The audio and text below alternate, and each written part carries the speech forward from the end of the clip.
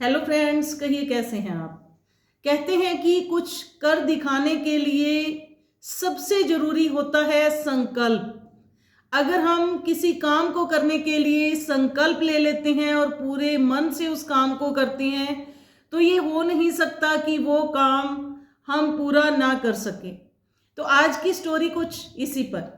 एक बार एक गांव में एक साधु महात्मा जी थे। उनके दो शिष्य थे। वो दोनों शिष्यों को समझाया करते थे, सिखाया करते थे कि किस तरह से प्रवचन देने होते हैं, किस तरह से सत्संग किया जाता है।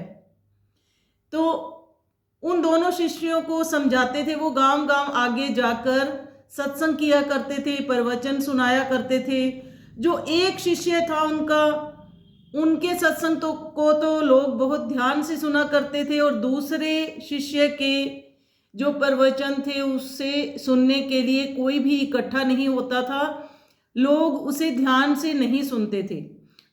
तो जो दूसरे नंबर वाला शिष्य था वो एक दिन साधु महात्मा जी के पास जाता है और उनसे पूछता है कि क्या कारण है कि लोग मेरे सत्संग को, मेरे प्रवचन को ध्यान से नहीं सुनते हैं। तो क्या आप उसे ज़्यादा अच्छे तरीके से समझाते हो। तो जो साधु महात्मा जी थे उन्होंने एक कहानी सुनाई दूसरे वाले शिष्य को। तो वो कहानी इस तरह से थी कि उन्होंने कहा कि एक बार एक रेगिस्तान से एक व्यक्ति जा रहा था। उसे बहुत प्यास लगी होती है। वो जाता है, आगे देखता है कि कुआं है, कुएं के अंदर पानी भी है, लेकिन वहां पर बाल्टी भी पड़ी है और कोई रस्सी नहीं है पानी निकालने के लिए। तो वो थोड़ी देर इधर उधर देखता है और वहां से चला जाता है। इतने में वहां से एक व्यक्ति और गुजर रहा होता है उसी रेगिस्तान के रास्ते से। तो वो भी देखता है, उसे भी बहुत प्यास लगी होती है। वो भी कुआं देखता है, कुएं में पानी भी होता है, बाल्टी भी होती है पास में रखी हुई, लेकिन रस्सी नहीं होती। तो वो क्या देखता है कि दूर एक पेड़ है, वृक्ष है सूखा हुआ। तो वो वहां जाता है, उससे टहनियों को तोड़कर एक रस्सी बना लेता है जोड़कर, और पानी निकाल लेता है कुएं से और अपनी प्यास बुझाता है और वहां से चला जाता है। तो साधु महात्मा जी ने पूछा उस शिष्य से, दूसरे वाले से, कि अब तुम बताओ कि दोनों में से किसे अधिक प्यास लगी थी।